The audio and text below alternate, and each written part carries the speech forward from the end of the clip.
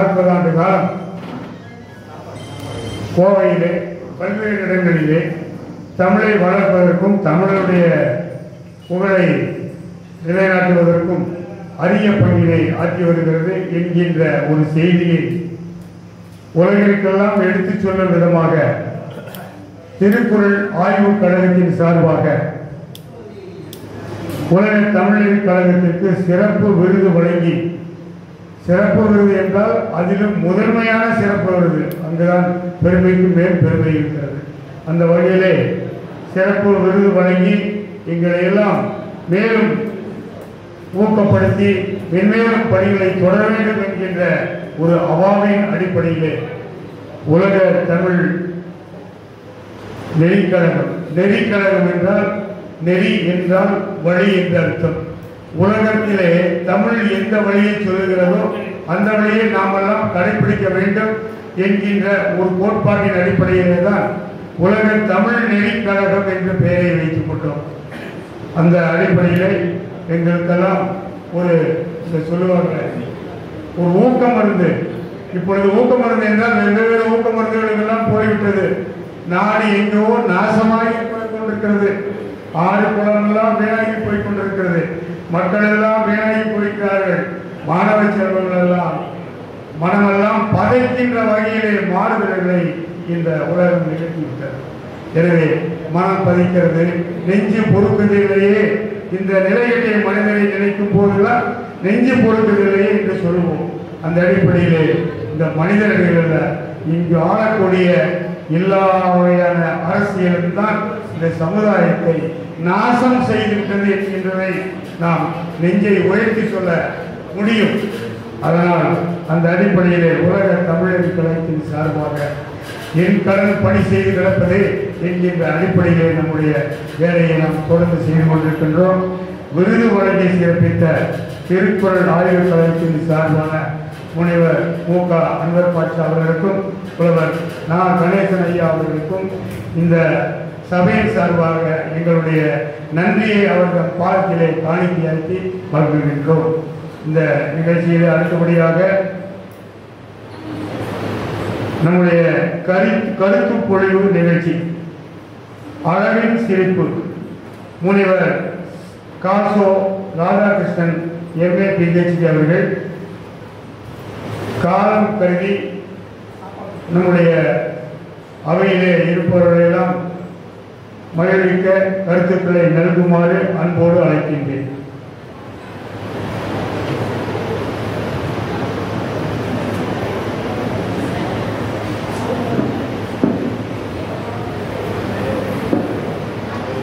எம்மையும் எம்மைவிட்டு இறையும் பிரியாத அம்மையும் அப்பனும் ஆகிய அருட்பெரும் ஜோதியை வணங்கி, எம்மையும் பொருளென எண்ணி அம்மையும் அப்பனும் ஆகி வீட்டிலிருந்து விளங்குகின்ற அருட்பெரும் ஜோதியை மீண்டும் வணங்கி, உலக தமிழர் கழகம் தன்னுடைய தமிழினுடைய பணியை தொடர்ந்து செய்து கொண்டு வருகின்ற பல்வேறு படிக்கட்டுகளிலே தூய தமிழ் மொழியானது உலகில் நிலவ வேண்டும் என்பதற்காக இதோ நமது ஐயாசாமி ஐயா அவர்கள் வந்து கொண்டிருக்கிறார்கள். மறைமலை அடிகளினுடைய தூய தமிழ் பணியை எடுத்து இந்த உலகம் போற்றுகின்ற வகையிலே கோவையினுடைய மண்ணிலே நடத்தி கொண்டிருக்கின்ற உலக தமிழர் கழகத்தை முதலில் நாம் அனைவரும் வாழ்த்தி வணங்குவோம். இரண்டாவதாக இப்பொழுது இலக்குவனாருடைய திருக்குறளுடைய நிகழ்ச்சியெல்லாம் எடுத்து சிறப்பாக இந்த 2 வருட காலம் நமது திருக்குறள் செம்மல் கணேசன் ஐயா அவர்களை வைத்து உலகம் போற்றுகின்ற வகையிலே இரண்டாவதாக இப்பொழுது நடத்தி கொண்டிருக்கின்ற இந்த சிறப்புகளை எல்லாம் தாண்டி தமிழ்நாடு தமிழ் இனம் என்ற முக்கோண சக்கரவர்த்தியாக விளங்கிய பாவேந்தருடைய இந்த பிறந்த நாள் ஏப்ரல் 29ஆம் நாளில் இன்று இந்த மே 1 தொழிலாளர் தின நாளாக இருக்கின்ற இந்த பொது விடுமுறை நாளில் நடத்தி கொண்டிருக்கின்ற உலக தமிழ்நெறி கழகத்தைச் சேர்ந்த அத்தனை சான்றோர் பெருமக்களையும் வணங்கி, உலக தமிழ்நெறி கழகம் ஆற்றுகின்ற தமிழ் பணியை எல்லாம் ஆய்வு கூர்ந்து இதனுடைய முத்தாய்ப்பாக இதனுடைய செயல்களை எல்லாம் எடுத்து நடைமுறைப்படுத்தி இன்று தொன்று தொடர்ந்து நடத்தி கொண்டிருக்கின்ற புலவர் இளங்கோவனுடைய வழியிலே அதை நடத்தி சென்று கொண்டிருக்கின்ற நமது பொதுச் செயலாளர் பெரியவர் சிவலிங்கம் ஐயா அவர்களுடைய அருட்பணி ஆன்மீக பணியாக விளங்குகின்ற சன்மார்க்க பணியை கோவை மாவட்டத்தின் சிறந்த சன்மார்க்கி என்கின்ற பட்டத்தையும் சிறந்த தனிப்பெருங்கருணையாளர் என்ற பட்டத்தையும் ஏற்கனவே நமது ஜோதிமய அறக்கட்டளை அவருக்கு அளித்து மகிழ்ந்திருக்கிறது. அனைவரும் பலத்த கைதட்டல்களை கொடுத்து அவருக்கு நம்முடைய வாழ்த்துக்களையும் வணக்கங்களையும் தெரிவித்துக் கொடுக்கிறது. அடுத்த செய்தி அன்வர் பாஷாவுக்கும் கணேசன் ஐயாவும். தமிழை சிவலிங்கத்தை போல் நடத்துகின்ற மனிதன் கோவையில் எங்காவது இருக்கிறானா என்று தேடி தேடி அலைந்து பார்த்தார். ஐயாவினுடைய இடத்தை நிரப்ப ஐயாவைத்தான் நாம் நியமிக்க வேண்டிய நிலையில் வாழ்ந்து வருபவர் தான். தமிழை வாழ்வதற்காகவே இறைவனால் படைக்கப்பட்டவர் தான் நமது பெருமகனார் சிவலிங்கம் ஐயா அவர்கள். அவர்கள் ஆற்றுகின்ற பணியை எல்லாம் தமிழ் பணியை எல்லாம் தொகுத்து 30/3/2025 அன்று நடந்த முனைவர் காசோ ராதாகிருஷ்ணன் சோதிட மையத்தினுடைய மாநில மாநாட்டு நிகழ்ச்சி அன்று பெரியோர்களே, தமிழ் மொழி காவலர் என்ற பட்டத்தை சிவலிங்கம் ஐயா அவர்களுக்கு ஏற்கனவே கொடுக்கப்பட்டது என்பதை உங்களுடைய பலத்த கைதட்டலுடன் நாம் மகிழ்ச்சியோடு தெரிவித்துக் கொள்கிறோம். தமிழ் மொழியை இவ்வாறு எடுத்து வளர்க்கக்கூடிய மனிதனை தேடி பார்த்தீர்களானால் சிவலிங்கத்திற்கு பின்னால் தான் நிற்க வேண்டியதாக இருக்கிறது. திருக்குறளை அன்வர் பாஷாவும் கணேசனும் நடத்தி கொண்டு இருக்கிறார்கள்.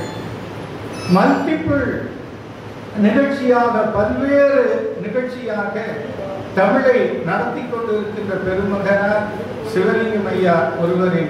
ஆகவே அவருக்கு என்னுடைய 2 அறக்கட்டளைகளும் வணங்கி இந்த விழாவுக்கு பாவேந்தர் விழாவிற்கு நிறை செல்வர் கணேசன் ஐயா அவர்கள் தலைமை தாங்கி இந்த விழாவை கவிதை கொண்டு வாழ்த்தியது மிக சால பொருந்தும். அவருக்கு நாம் வாழ்த்துக்களை தெரிவிப்போம். ஏற்கனவே இலக்கிய செம்மல் என்ற பட்டத்தை கொடுத்த அவருக்கு நாம் இப்பொழுது இலக்கிய தென்றல் என்ற பட்டத்தை 2வது கொடுத்திருக்கிறோம் பெரியோர்களே. ஆகவே அவருக்கும் ஒரு பலத்த கைதட்டலை திருவிக்காதனுடைய அந்த வழியிலே சென்று கொண்டிருக்கின்ற தமிழை எடுத்து உலகெல்லாம் பரப்பிக் கொண்டிருக்கின்ற மாமனிதனுக்கு நாம் வாழ்த்துக்களையும் வணக்கங்களையும் சொல்லி, இன்றைய பாவேந்தருடைய நிகழ்ச்சியிலே பாவேந்தர் எழுதிய பல்வேறு நூல்களை எல்லாம் கணேசன் ஐயா அவர்கள் பட்டியலிட்டார்கள். பாவேந்தர் எழுதிய நூல்களில் 2 நூல்கள் உலகத்தில் பாவேந்தருக்கு சமமான மனிதன் பாவேந்தர் என்று சொல்லத்தக்க வகையில் விளங்குவது. ஒன்று அழகின் சிரிப்பு, இன்னொன்று குடும்ப விளக்கு. குடும்ப விளக்கை எழுதிவிட்டு பாவேந்தர் ஒரு உரை எழுதுகிறார். இதை தமிழ் தெரிந்த ஒவ்வொரு தமிழரும் படிக்க வேண்டும், தமிழ் தெரியாத தமிழ் மக்கள் பிறரை படிக்க சொல்லி கேட்க வேண்டும் என்று தனது அவாவை அந்த நூலிலே முன்னுரையாக வடித்து செல்கிறார். அடுத்தபடியாக அழகின் சிரிப்பு. உலகத்தினுடைய மிகச்சிறந்த நூல்களில் ஒன்றாக விளங்குவது அழகின் சிரிப்பு. எப்படி? லண்டன் மாநகரிலே தேம்ஸ் நதி கரையினுடைய இந்த பகுதியில் இருந்து அந்த பகுதி வரை நடந்து செல்லுகின்ற பொழுது வில்லியம் வேர்ட்ஸ்வொர்த் என்ற கவிஞர் அந்த லண்டன் மாநகரில் விளங்குகின்ற நதிக்கரையிலே தேம்ஸ் நதிக்கரையில் விளங்குகின்ற அழகை எல்லாம் திரட்டி பியூட்டி ஆஃப் நேச்சர் என்ற கவிதை தொகுப்பை இந்த உலகம் பாராட்டுகின்ற வகையிலே எழுதியதை கண்ணுற்ற பாவேந்தர் புதுவை குயில் என்றும் புரட்சி கவி என்றும் பல்வேறு பட்டங்களை பெற்றாலும் அழகின் சிரிப்புக்கு ஈடான ஒரு நூலை தமிழ் மக்கள் தமிழ்நாட்டில் இனி காண்பது என்பது அவ்வளவு எளிதல்ல. எத்தனையோ அழகின் சிரிப்பை திரைப்படங்களில் எழுதி கொண்டிருக்கிறார்கள். அதற்கெல்லாம் மூலமாக இருப்பது இந்த அழகின் சிரிப்பு தான் என்பதை நாம் மறுக்க முடியாது. அழகின் சிரிப்பிலே பாவேந்தர் அவர்கள் அழகு கடல் தென்றல் காடு குன்றம் ஆறு செந்தாமரை ஞாயிறு என்றும் வான் ஆள் புறாக்கள் கிளி இருள் சிற்றூர் பட்டணம் மற்றும் இறுதியாக அவருடைய வழக்கமான தமிழ் என்பதை புகுத்தி 16 தலைப்புகளில் எழுதி அதை இங்கே பாவேந்தர் நிகழ்விலே 10 நிமிடம் இங்கே சொல்லிக்காட்டு என்பது மிக எளிதானது அல்ல. ஐயாவிடம் பேசிக்கொண்டிருக்கும் பொழுது தொலைபேசியில் நான் என்ன சொன்னேன் என்றால், பாவேந்தர் நிகழ்வு என்றாலே அழகின் சிரிக்கும் குடும்ப விளக்கம் தான் முன்னிலையில் இருக்கிறதே. இதை பல முறை நான் ஆன்லைனிலே சொற்பொழிவு பண்ணி இருக்கிறேனே. இந்த செய்தியை சொன்னவுடன் ஐயா குடும்ப விளக்கு அல்லது அழகின் சிரிப்பு இரண்டில் ஒன்றை நீங்கள் பேசுங்கள் என்றார்கள். அப்படி என்றால் நான் அழகின் சிரிப்பை பேசுகிறேன். பாரதிதாசனுடைய சிந்தனையில் உதித்ததெல்லாம் தமிழும் தமிழ்நாடும் தமிழ் இனமும் என்ற முக்கோணம் தான். அந்த மனிதன் இந்த உலகத்தை படைக்கிறான். அழகினுடைய சிரிப்பின் மூலமாக மனிதனை தோற்றுவிக்கிறார். அந்த தோற்றுவிக்கின்ற மனிதன் யார் என்று சொல்லுகிற புனல் சூழ்ந்து வடிந்து போன நிலத்திலே புதிய நாளை மனித பைங்கூழ் முளைத்தை வகுத்தது மனித வாழ்வை பெரியோர்களே இனிய நற்றமிழே என்ற அடைமொழியை போடுகிற நீதான் எழுப்பின மனித வாழ்வை நீதான் நற்றமிழே எழுப்பினை தமிழன் கண்ட கனவுதான் இந்நாள் வைய கவின் வாழ்வு மலர்ந்ததோ என்று கவிஞர் சொல்லுகிறார். உலகமானது கடல் சூழ்ந்து இருக்கின்ற பொழுது அங்கே வடிக்கப்பட்ட நீரில் விளங்கிய நிலத்திலே முதலில் மனித பைங்கூழ் தோன்றுகிறது. அப்படி உலகத்தின் முதலில் தோன்றியவன் நற்றமிழை தாயாக மொழியாக கொண்ட தமிழன் தான் என்பதை பாரதிதாசன் சொல்லுகின்றான். பெரியோர்களே, ஏன் நமது மன எழுச்சி எல்லாம் ஒரு கைதட்டல் மூலமாக பாரதிதாசனை நாம் வாழ்த்துவோமே இந்த அவனுடைய பிறந்த நன்னாள். அடுத்தபடியாக இந்த இனிய நற்றமிழாக விளங்குகின்ற தமிழன் பிறந்த பூமியிலே தமிழனுடைய அழகிய கனவுதான் இன்று தமிழன் அழகிய வாழ்வாக வகுத்ததுதான் உலகம் முழுவதும் அழகிய வாழ்வாக விளங்கி வருகிறது என்று தமிழ்தான் முதல் மனிதன். தமிழன் இந்த மொழியை கொண்டு உலகை சிறப்பித்துக் கொண்டு இருக்கிறார் என்பதுதான் பாரதிதாசன் அழகின் சிரிப்பின் மூலமாக ஆய்வு செய்து கண்டு நமக்கு சொல்லி இருக்கின்ற செய்தி. அடுத்தபடியாக அழகின் சிரிப்பையே சொல்லுகிறார். சாலையிலே பருதியிலே அவளை கண்டேன், அவள் என்ற இயற்கை அன்னையை அடைமொழி கொடுத்து கடற்பரப்பில் ஒளி புனலில் கண்டேன். அந்த சோலையிலே மலர்களிலே தளிர்கள் தம்மில் தொட்ட இடமெல்லாம் கண்ணில் கட்டுப்பட்டாள். மாலையிலே மேற்திசையில் இலங்குகின்ற மாணிக்க சுடரில் அவள் இருந்தாள். சாலையிலே கிளைதோறும் கிளியின் கூட்டந்தனில் இந்த அழகு என்பாள் இருந்தாள் என்கின்றார். காலையிலே சூரியன் கடலிலே தன்னுடைய ஒளியை பாய்ச்சுகின்ற பொழுது கடல் மஞ்சள் நிறமாக விளங்கி ஒளியை மூலமாக நீரில் கலந்து அந்த காட்சியின் நெஞ்சை அள்ளுவதாக இருக்கிறது. கடற்பரப்பிலே ஒளிப்புணரில் அந்த அழகை கண்டேன் என்று சொல்லுகின்ற பாரதிதாசன் சோலையிலே மலர்களினுடைய மனங்களிலே தளிர்கள் தம்மிலே தொட்ட இடத்திலெல்லாம் இயற்கை அன்னை சிரிக்கிறாள், மனம் பரப்புகிறாள். மாலையிலே மேற்கு திசையில் மறைகின்ற சூரியனை சொல்லுகிறார். மாணிக்க கட்டியை வெட்டி எடுத்து வானத்தில் ஒட்டியது போல இருக்கிறது என்று சொல்லுகிறார். இந்த சாலையில் நான் நடந்து செல்லுகின்ற பொழுது ஆல மரத்தினுடைய கிளைகளிலே கிளிகள் அமர்ந்து அந்த கிளிகள் ஒலிக்கின்ற ஒலி ஓசை அந்த அழகை என்னுடைய நெஞ்சை கவர்கிறது, அதை நான் கவிதையில் படம் பிடித்து காட்டுகிறேன் என்று இயற்கை அன்னையை வடித்து காட்டுவதில் பாரதிதாசனை போல ஒரு மனிதனை பார்ப்பது என்பது அவ்வளவு எளிதல்ல. பாரதியோடு இணைந்து பாடுகிறார். பல இடங்களில் பாரதியினுடைய சாயலை 2 நூல்களை வைத்து ஒப்பிட்டீர்களான மிக மிக அழகாக பாரதியினுடைய சாயல் பாரதிதாசனுடைய தனித்தமிழில் ஆழ்ந்த சொற்களில் அற்புத கருத்துக்களிலே நம் நெஞ்சை பறிகொடுக்கின்ற திறமையானவன் பாரதிதாசன். சிறு குழந்தை விழியினிலே ஒளியாய் நின்றார், சுட்டும் விழி சுடரிலே சூரிய சந்திரரோ கண்ணம்மா என்பதை எடுத்துக்கொண்டு அதை குழந்தையினுடைய விழியினிலே ஒளிக்கின்ற ஒளியாக விளங்குகிறாய் இயற்கை. அடுத்தபடி வள்ளல் பெருமானை கூப்பிடுகிறார் சிவலிங்கம் ஐயா உணர்த்துகிறார். பெருமானை கூப்பிடுகிறார் பாரதிதாசன். திருவிளக்கில் சிரிக்கிறார். இதைத்தான் நாங்கள் எல்லாம் அருட்பெரும் ஜோதி என்று வழிபடுகிறோம். அதை திருவிளக்கில் சிரிக்கிறாள் என்று சொல்லுகிறார். நார் எடுத்து நறுமலர் தொடுப்பாளினுடைய விரல் வளைவில் அந்த பூவினை கட்டுவதை பாரதிதாசன் சொல்லுகின்றார். நாடகத்தை செய்கிறார். அடடே செந்தோள் புறத்தினிலே கலப்பையும் உழவன் செல்லும் புது நடையில் பூரித்தாள்.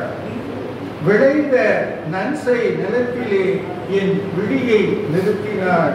நெஞ்சத்தில் குடியேறி மகிழ்ச்சி செய்தாள் என்று சிறு குழந்தையினுடைய வெளியிலேயும் இந்த இயற்கையில் சிரிக்கின்ற அற்பரும் சோதியையும் நறு மலரை தொடுக்கின்ற நாடக செய்தியை எல்லாம் தாண்டி இந்த விளைந்த நெல்லை பார்த்து விழியானது நகர முடியாமல் நிறுத்தி விடுகிறது.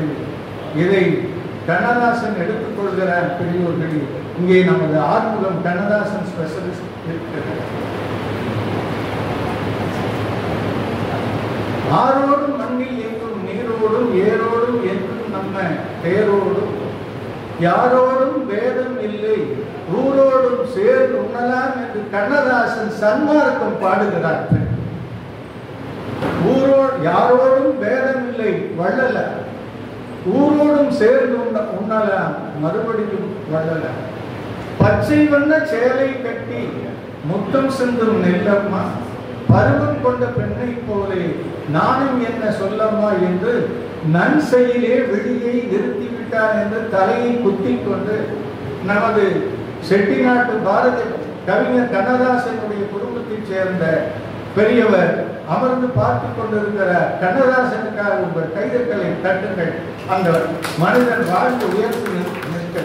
அப்படி பாரதிதாசனை ஒட்டி கண்ணதாசன் இந்த உலகத்திலே நமக்கு அந்த கலப்பையின் மூலமாக உழவன் காட்டுகின்ற சிரமத்தையும் இயற்கையில் நெஞ்சத்தில் குடிகொண்டிருக்கின்ற செய்தியெல்லாம் சொல்லி சென்றுகின்றன.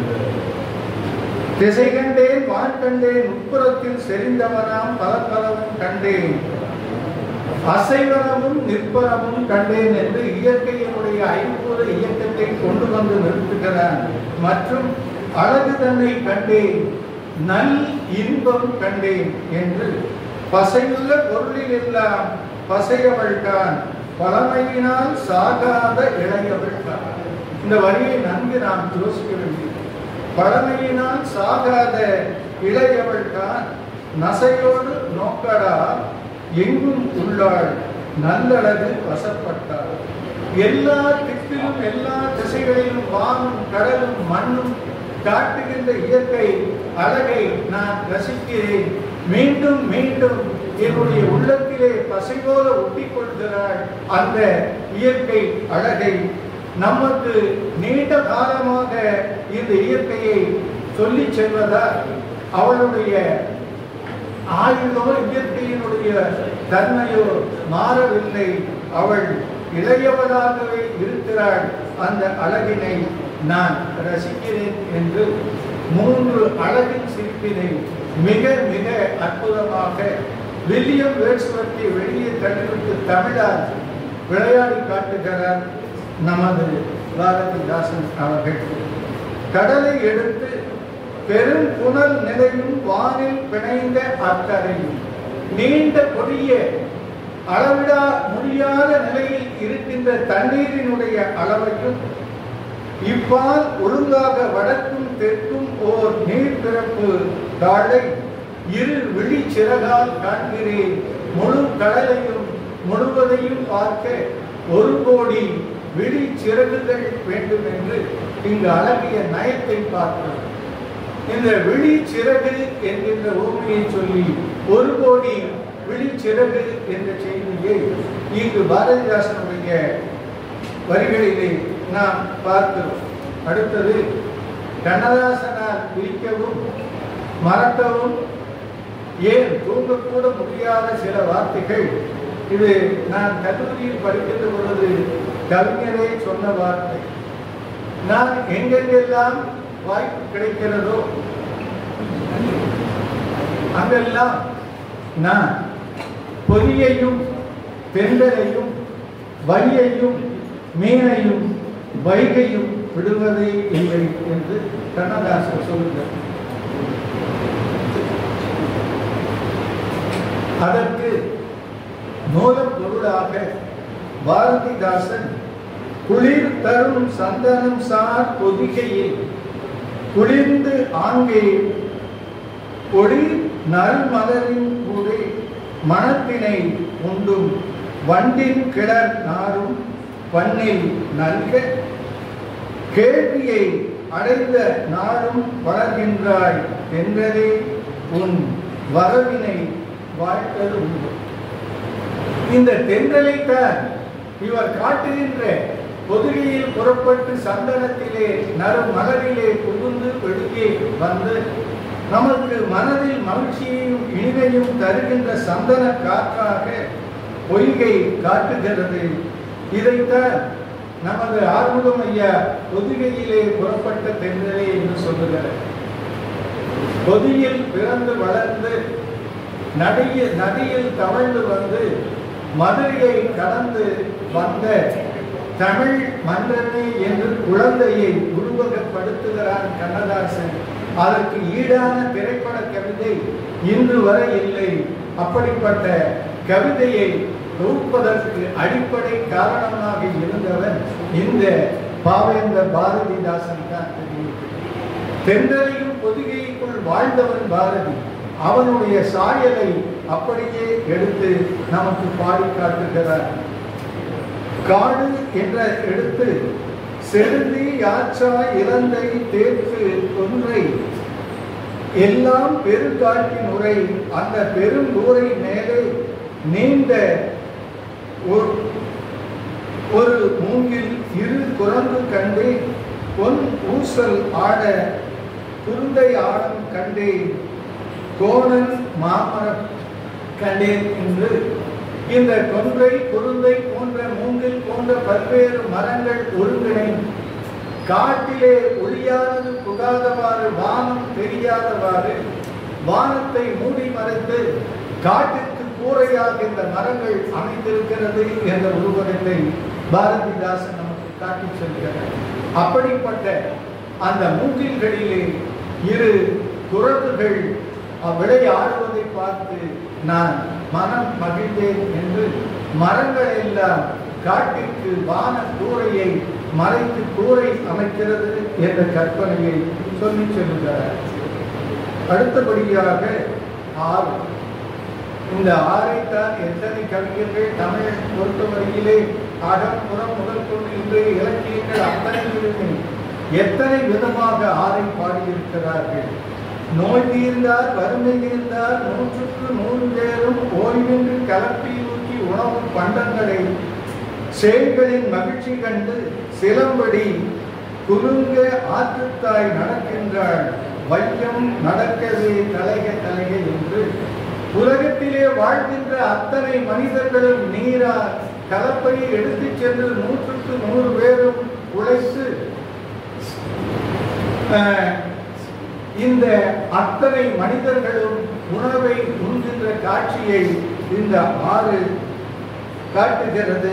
அப்படி இந்த ஆற்று காட்டுகின்ற காட்சியை சிலப்பதிகாரத்தில் இளங்கோவடிகள் ஒரு செய்தியை சொல்லுகிறார். எப்படி என்றால், கண்ணகி பதவியை எரித்து வேதனையும் சோதனையும் கலந்த உச்ச காலத்திலே வைகை கரையோடு நடந்து செல்கின்ற பொழுது வைகையும் சேர்ந்து அழுகிறார். தான் அழுவது கண்ணகியினுடைய அழுகையை மேலும் அதிகப்படுத்தும் என்கின்ற காரணத்தால் வைகை கரையினுடைய இரு மரங்களும் பூத்து குலுங்குகின்ற அந்த பூக்களை எல்லாம் ஈர்த்து பூவாடை போர்த்து வைகை செல்கின்றார். இதைத்தான் நமது ஆறுமுகம் ஐயா பழபாளத்து கவிஞன் பொய்கை என்னும் நீர்மகளும் பூவாடை போர்த்துகின்றார் என்று சிலப்பதிகாரத்தை நம்மூர் பழபாளத்து கவிஞன் பாடிய வரிகளில் வாழ்க்கையினுடைய முதல் பாடலை எஸ்.பி. பாலசுப்ரமணியன் பாடி பெரும் புகழை பெறுவதற்கு இந்த கண்ணதாசனுடைய கவிதைகள் எல்லாம் அடிப்படையாக இருந்திருக்கிறது. அதற்கு இந்த நம்முடைய பாரதிதாசனுடைய இந்த செய்திகள் இருக்கிறது. இறுதிக்கு நான் வந்துவிட்டேன், நேரம் வந்துவிட்டது என்ற அழைப்பும் வந்துவிட்டது. நான் இறுதிக்கு வந்துவிட்டேன். ஞாயிற்கு சொல்லுகிற ஒளி பொருள் நீ ஞானத்து ஒரு பொருள் வாராய் நெஞ்ச கழிப்பினில் கூத்தை சேர்க்கும் கணர் பொருளே என்று சொல்கிறார். கூத்தை சேர்க்கும் கணற்பொருளே ஆழ்நீரில் வெளிப்பட எழுந்தாய் போகோ விண்ணெல்லாம் பொன்னை அடி தெளிக்கின்றாய் பொன்னை கடலில் பொங்கும் திரையெல்லாம் ஒளியாய் செய்தாய் என்று இந்த ஞாயிறுடைய ஒளியை எடுத்துச் சொல்கிறார்கள். இங்கு அமர்ந்திருக்கிறாரே, இன்றைய நாளுக்கு ஏற்ற பெயராக கொண்ட ஜீவானந்தம், உழைப்பாளர்கள் திருநாளுக்காகவே இருக்கின்ற பெயர்தான் ஜீவானந்தம். அவருக்கு ஒரு கைதட்டலை கொடுக்கும். அப்படி இந்த ஒளியினுடைய விளக்கங்களை எல்லாம் சொல்லுகின்ற அதிகமான வெளிச்சத்தை உடையவன் நீதான். இந்த உலகமானது உன்னுடைய வெளிச்சத்தின் கீழ்தான் வாழ்ந்து கொண்டிருக்கிறது என்ற பொருள் கொண்ட செய்தியை சொல்லுகிற சிவலிங்கம் ஐயா, இங்கே பாருங்கள், இந்த மனிதன் வள்ளலாருக்கு ஒரு அடைமொழி கூறுகிற கவிஞர் பாரதிதாசனுடைய அந்த ஞாயிறு கருத்தை தன்னுள் எடுத்துக்கொண்டு வள்ளலாரை ஞான சூரியன் என்று ஒரு அடைமொழி கொடுத்து நம்முடைய சன்மார்க்க கவிதையை பாடிக்காட்டிய கவிஞன் அந்த ஞான சூரியனுக்கு நாம் எல்லாம் கைதட்டி வாழ்த்துக்களையும் வணக்கங்களையும் சொல்லுவோம். இறுதியாக கவிஞரிடம் நாம் காண்பதெல்லாம் தமிழ்தான். வளர் பிறைவோர் வளர்ந்த தமிழில், தமிழானது என்றும் தொடர்ந்து சிவலிங்கம் ஐயா நடத்துகின்ற நிகழ்ச்சிகளைப் போல தொடர்ந்து வளர் பிறைவோர் வளர்ந்து அறிஞர் தங்கள் உலகத்தையும் உலகில் ஆர்த்த வளத்தையும் எழுத்து சொல்லால் விளக்கிடும் இயல் முதிர்ந்தும் வீறுகொள் இசை அடைந்தும் அளப்பிலா உவகை ஆட தமிழே நீ என்று ஆவி என்று பாரதிதாசன் தமிழை பாடி அழகில் சிரித்து முடிக்கிறார். தமிழானது அறிஞர்களுடைய நெஞ்சிலே எண்ணங்களை எல்லாம் தோற்றுவித்து அதன் மூலமாக தமிழ் வளர்கிறது. தமிழ் மேலும் வளர்ந்து இசைத்தமிழாகிறது. அப்படிப்பட்ட தமிழ் இசையைத்தான் காலையிலே காது குளிர தமிழ் பாடல் எங்காவது கேட்க முடியாதா என்ற இடத்தில் அற்புதமான இசைத்தமிழை நாம் கேட்டோம். அப்படிப்பட்ட இசைத்தமிழா விளங்குகிறது. அடுத்தபடி 3 பாடல்களுக்கு ஆடல் நடந்தது. அந்த நாடக தமிழ் என்பது பாட்டும் கூத்தும் ஆக பாட்டும் கூத்தும் இயல் தமிழாகவும் இசை தமிழாகவும் நாடக தமிழாகவும் விளங்குகின்ற தமிழே நீதான் எனது ஆவி என்று இந்த தமிழ் பூஞ்சோலையிலே நீண்ட பூஞ்சோலை காடுகளிலே நான் ஒரு குருவி என்று பாரதிதாசன் தன்னுடைய கடைசி வரியாக இந்த உலகை எல்லாம் ரசிக்கின்ற தும்பியாக நான் விளங்குகிறேன் என்ற கருத்தை பாடி இந்த நல்ல நாளிலே உலக தொழிலாளர்களை ஒன்று கூடுங்கள், உங்கள் பிரச்சனைகளை எல்லாம் நீங்கள் தீர்த்து வையுங்கள், வல்லான் பொருள் குவிக்கும் தனிவுடைமை நீங்கி வர வேண்டும் திருநாட்டின் பொதுவுடைமை என்பதுதான் கண்ணதாசனுடைய வரிகள். ஆக எல்லோரும் எல்லாமும் பெற வேண்டும், இங்கு இல்லாத நிலை வேண்டும் என்று சொல்லி பாலென அடுப்போர்க்கு கூழென அடுப்போர்க்கு பால் தருவோம், பசும் கூழென துடிப்போர்க்கு சோறிடுவோம் என்று வள்ளல் பெருமானுடைய அணையா அடுப்பையும் சுட்டிக்காட்டி இந்த உலகெல்லாம் பெரிய தொழிலாளர் ஓங்குக சித்திர சோலைகளே நீங்கள் சிந்திய ரத்தம் எத்தனையோ இப்பாரினில் என்று பாரதிதாசன் தொழிலாளர்களுக்கு பாடுகிறார், தமிழை பாடுகிறார், பின்பு இயற்கையை பாடுகிறார், தமிழனுடைய நாகரீகத்தை பாடுகிறார், தமிழனுடைய கைமணங்களில் இருக்கின்ற குறைகளை எல்லாம் எடுத்து சொல்லி புரட்சி கவிஞனாக திராவிட இனம் வாழ தம்மை அர்ப்பணித்துக் கொண்ட இந்த பாவேந்தருடைய நிகழ்விலே நானும் பேச வேண்டும் என்று வள்ளல் பெருமான் சொல்லுகிறாரே, அன்பரும் அன்புள் அமைந்த பேரொழியே. அப்படி அமைந்த பேரொழிதான் எனது உடுக்கை இழந்த கைபோல விளங்குகின்ற சிவலிங்கம் ஐயா அவர்கள். ஆகவே அவருக்கு முதல் வாழ்த்துக்களையும் வணக்கங்களையும் சொல்லி மேடையிலே இதுபோலும் கேட்டுக்கொண்டு தன்னுடைய கருத்துக்களை எல்லாம் பக்கத்தில் ரைட்டிங் செய்து கொண்டிருக்கின்ற பெரியோர்களையும் வணங்கி இதை பொறுமையாக கேட்டு பாரதிதாசன் காட்டுகின்ற அந்த அற்புத விளக்கங்களையால் உள்ளார்ந்து வாங்கிக் கொண்ட அத்தனை பெரியோர்களுக்கும் நன்றியையும் வணக்கத்தையும் வாழ்த்துக்களையும் சொல்லி விரைவில் நன்றி வணக்கம்.